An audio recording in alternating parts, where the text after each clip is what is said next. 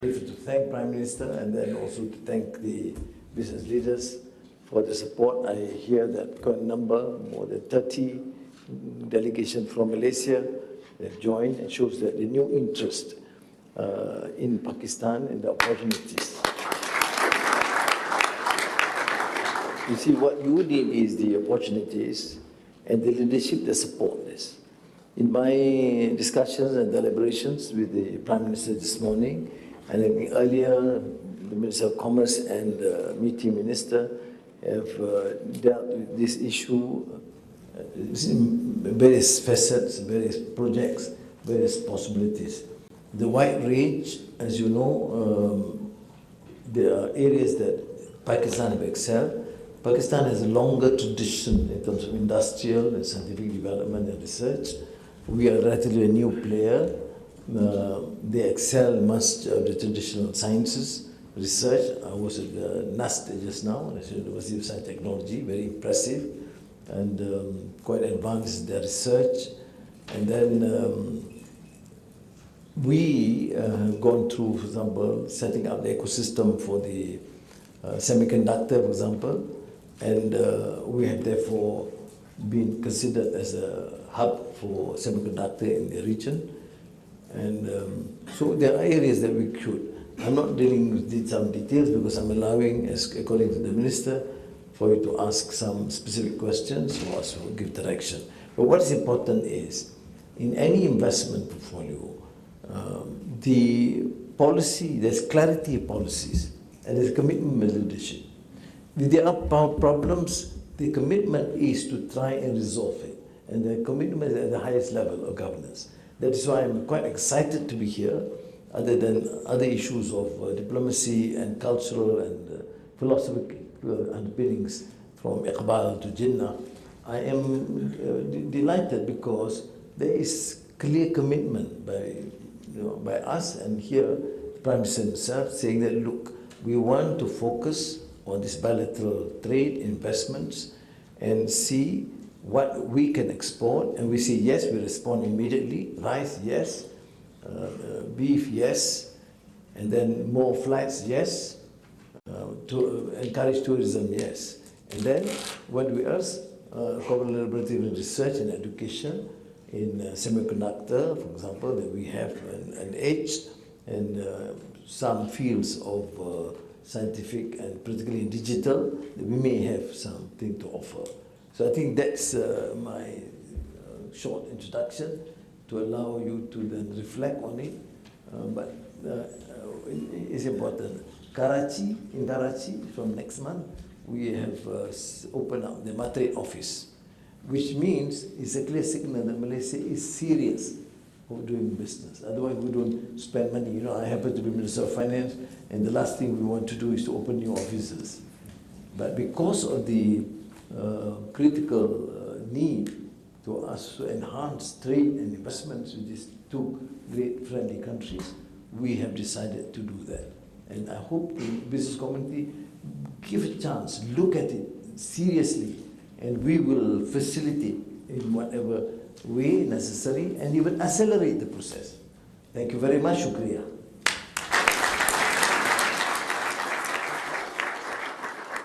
Thank you, the Honorable Prime Minister of Malaysia. Now, I would like to invite the Honorable Shehbaz Sharif, Prime Minister of Pakistan, to deliver his remarks.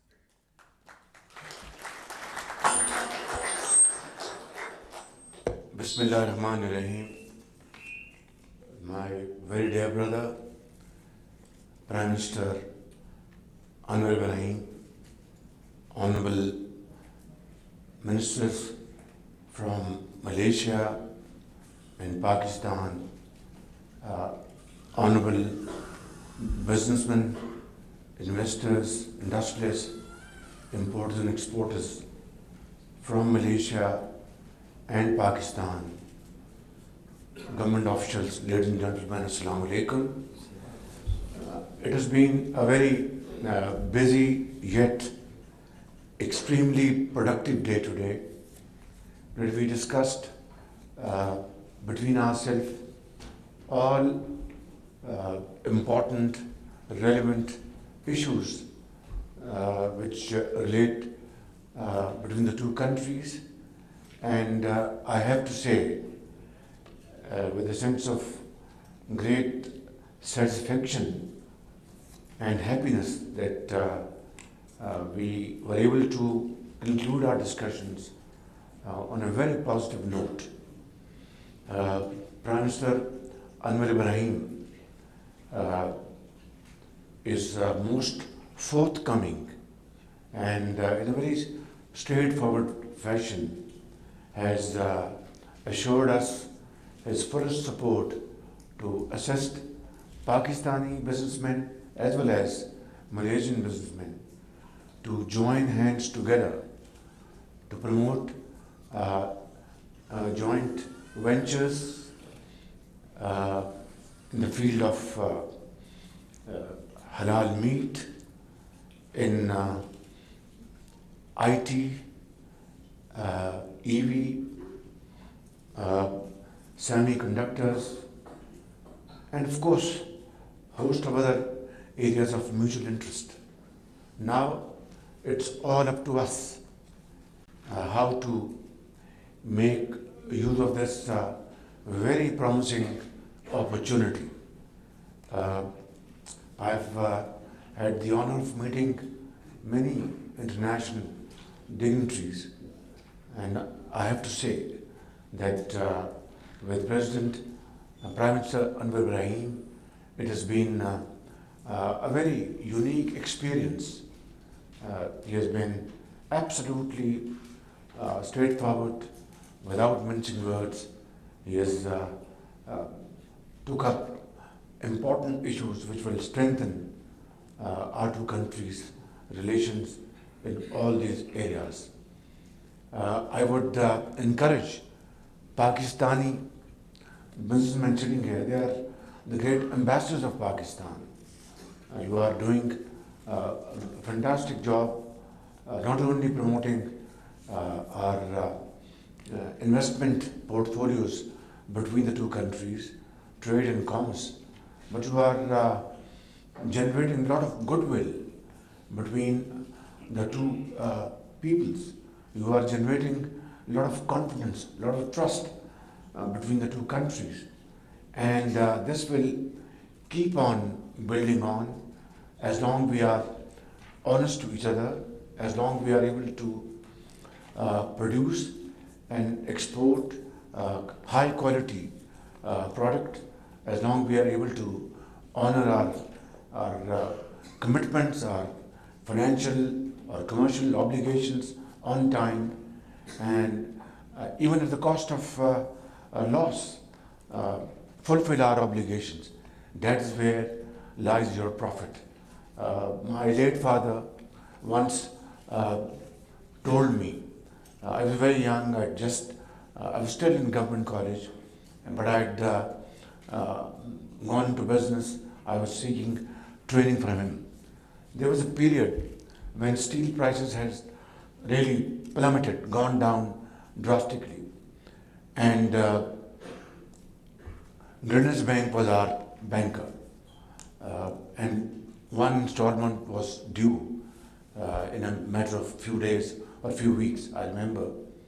So I went to my father, I said, look, Abaji, I said, this is the problem, what do we do? He said, go and sell steel and pay back the bank on time. I said, we will make loss, and because market is absolutely down. He said, it's not loss, it's a profit. I said, I have not been able to gather this equation. What do you mean by this? I said, look, the bankers know that the market is sluggish. The banks know you are going to make loss. And if you sell your production and make loss, but pay the bank on time, that's a profit, because it will generate trust. It will generate a lot of confidence in the eyes of the bank, and next time, whatever feasibility, they will approve it with your eyes closed. So that's a lesson I've learned from my late father. So what I'm saying is, today we had very useful and productive sessions, and those who are exporting rice, I have requested my very dear brother Prime Minister, if there is any anomaly between the import duty regime from Pakistan, export from Pakistan, other countries, that should be reconciled, and he has been extremely generous and said that that will be done. And without his permission, I would like to, because I'm very hugely driven on this account and completely focused that we have to export high quality halal meat to Malaysia. So, ladies and gentlemen, be ready with your modern machines and your plants and your techniques and marketing skills. There is a great scope. Inshallah, a delegation will visit Malaysia next month to have detailed discussion with their counterparts in Kuala Lumpur, and then finalize a framework pathway for our future business engagements.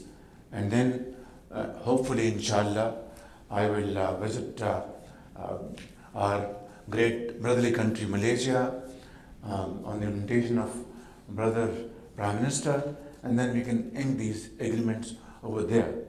Now, time and tide wait for none. This is the time.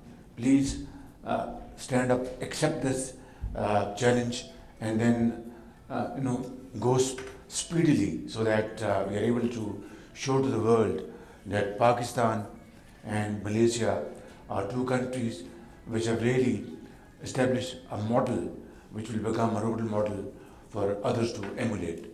Thank you very much. Pakistan, Malaysia, friendship, long live Zindabad. Thank you.